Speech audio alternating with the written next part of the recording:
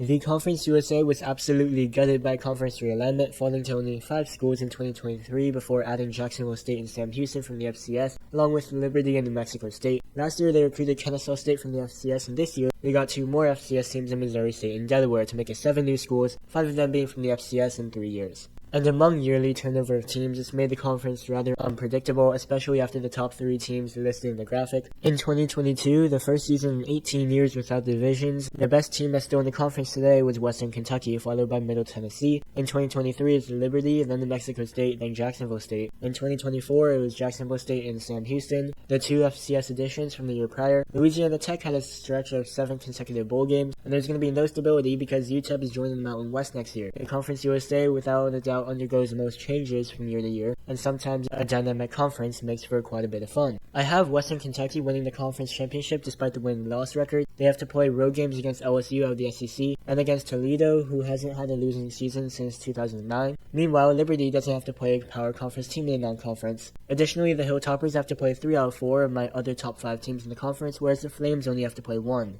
The Hilltoppers gained prolific passer Maverick McIver. He will definitely provide veteran leadership in the locker room. Western Kentucky also has the longest postseason streak of any team in the conference. Liberty adds transfer quarterback Ethan Vasco and retains senior back Julian Gray, which should at least lessen the impact of losses of Caden Salter and Quentin Cooley. Additionally, a veteran secondary and a pair of pass rushers in TJ Bush and CJ Bazile return to bolster the defense. I truly believe that the winner of their Week 2 matchup on the road against Jacksonville State will be in the Conference USA Championship game, which I'm predicting will be the Hilltoppers, and Liberty and Western Kentucky avoid each other in the regular season, but in the Conference Championship game, I trust that Western Kentucky's experience and consistency in conference play will guide them to their first conference title since 2016.